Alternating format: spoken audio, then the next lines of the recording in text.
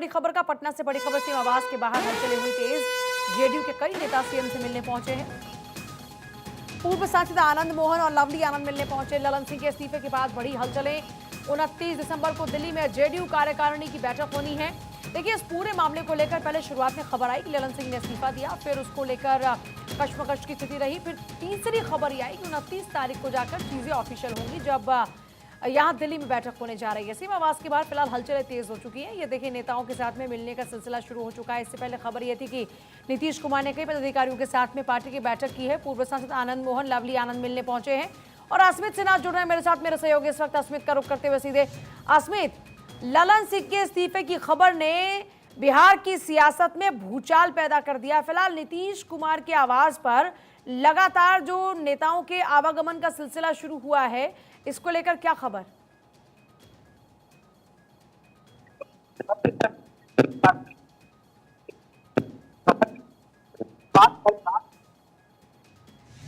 अस्मित आपके पास वापस लौट रहे हैं। इस बीच जरा एक बार फिर से पूरी खबर आपको बता दें। सीएम आवास के बाहर में ये हलचलें इस वक्त आप देख रहे हैं, हलचलें तेज हो चुकी हैं। जेडीयू के कई नेता सीएम से मिलने के लिए पहुंचे हैं। पूर्व सांसद आनंद मोहन, लवली आनंद मिलने पहुंचे हैं। ये देखिए, सीएम आवास पर इस वक्त हलचलें तेज हो चुकी हैं। ललन सिंह के इस्तीफे के बाद में अब सबसे बड़ा सवाल ये है कि पार्टी की कमान किसके हाथों में होगी। हालांकि उपेंद्र कुशवाहा के अलग तंज चल रहे हैं और दूसरी तरफ नीतीश कुमार की अभी तक खामोशी है, वो कुछ कहते हुए नजर नहीं आ रहे हैं। ललन सिंह भी अभी तक बहुत ज्यादा कुछ मुखर होकर बोलते हुए नजर नहीं आ रहे हैं। मतलब पार्टी में गुपचुप क्या चल रहा है ये नहीं पता, लेकिन कुछ तो खिचड़ी पक रही है, ये तय माना जा रहा है। हालांकि शुरुआती दौर में ये चर्चा चल रही थी कि ललन सिंह और नीतीश कुमार के बीच में खटपट चल रही है और इससे पहले भी पार्टी में टूट के आरोप ललन सिंह पर लगे हैं। इससे पहले भी आपको याद होगा कि पार्टी का साथ छोड़ने का फैसला लिया था और अब भी बीच में खबरें ये चल रही थी कि ललन सिंह और नीतीश के बीच में सब कुछ ठीक नहीं चल रहा। पार्टी में टूट की वजह ललन सिंह बन रहे हैं, नेताओं की नाराजगी की वजह ललन सिंह बन रहे हैं। फिर खबर ये मिली कि इंडिया गठबंधन को लेकर जो इस वक्त कवायदें चल रही हैं, उसमें चर्चा इस बात को लेकर भी है कि नीतीश कुमार खुद पार्टी कमान को अपने हाथ में ले सकते हैं। और अस्मित मेरे साथ जुड़ रहे हैं। अस्मित, क्या खास जानकारी फिलहाल सीएम आवास पर पहुंच रहे नेताओं की जो गतिविधियां हैं वो किस ओर इंगित कर रही हैं? चलिए एक बार फिर से संपर्क करेंगे अस्मित का, लेकिन इस भी जरा तस्वीरें आपको दिखा दें। ललन सिंह ने इस्तीफा क्यों दिया? मेघालय में जेडीयू ने 3 उम्मीदवार उतारे, पार्टी तीनों जगह पर हार गई। मतलब पार्टी के विस्तार की जिम्मेदारी ललन सिंह के कंधों पर थी, लेकिन उसमें विस्तार रूप से वो काम नहीं कर पाए। मध्य प्रदेश में 10 सीटों पर चुनाव लड़े, लेकिन सब पर हार गई। ललन सिंह का बतौर राष्ट्रीय अध्यक्ष जो कार्यकाल है वो भी पूरा हो चुका है। उनके इस्तीफे की वजह ये सब है। इसके अलावा देखिए, पार्टी विस्तार करना चाह रही थी, वो नहीं हो पाया।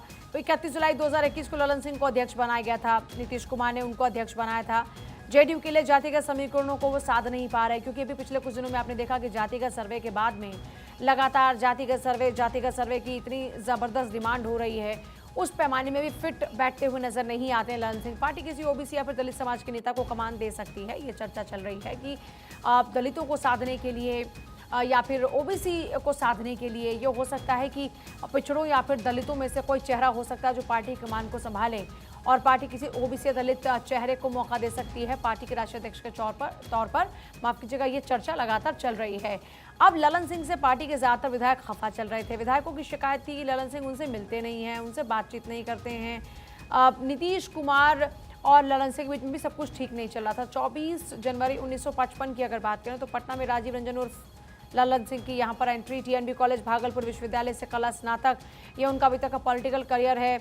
छात्र राजनीति में ही वो एक्टिव हुए थे और उसके बाद से लगातार पॉलिटिक्स में रहे। कॉलेज छात्र संघ के महासचिव भी ललन सिंह बने थे। मतलब छात्र राजनीति से अपने करियर की शुरुआत की और 1974 में जेपी आंदोलन में भी भूमिका में रहे। अस्मित मेरे साथ फिर से जुड़ रहे हैं।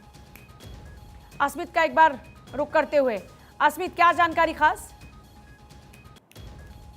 मोहन जो नीतीश कुमार के करीबी रहे हैं वो भी पहुंचे थे मिलने के लिए सीएम हाउस। 15 मिनट तक अंदर बातचीत हुई है। उनकी पत्नी लवली आनंद भी पहुंची थी। लेकिन देखिए, 29 दिसंबर को राष्ट्रीय कार्यकारिणी की बैठक के पहले नीतीश कुमार अपने तमाम मंत्रियों या फिर उनके करीबी नेता हैं उनसे मुलाकात कर रहे हैं। लेकिन चुनाव लड़ने पर देखिए, आनंद मोहन जब बाहर निकले, हमने उनसे सवाल किया। उन्होंने कहा कि अगर राजनीति में थाम है तो बिल्कुल चुनाव लड़ सकता हूं। 2024 में लोकसभा का चुनाव आनंद मोहन लड़ेंगे जेडीयू के टिकट पे, ये जो आप कहिए कि आज जो स्थिति बनी थी, आनंद मोहन अंदर गए थे, उन्होंने 15 मिनट मुलाकात की थी। जेडीयू में शामिल होने का जो कयास लगाया जा रहा था, उस पे कहीं ना कहीं पूर्ण विराम लगता दिख रहा है। नीतीश कुमार से मुलाकात हुई है, 15 मिनट तक बातचीत हुई है। उनके करीबी नेता मंत्री, कैबिनेट मंत्री हैं ऊर्जा विभाग के विजेंद्र यादव, वो भी अंदर मौजूद रहे, तो बातचीत हुई है, हलचल तेज हुई, अंदर मुलाकात हुई अपने नेताओं के साथ। उसके बाद 15 मिनट बाद आनंद मोहन और लवली आनंद अंदर बाहर निकले हैं और वो अपने आवास की ओर रवाना हुए हैं। लेकिन फिलहाल देखिए, अंदर मुलाकात और भी मंत्रियों के साथ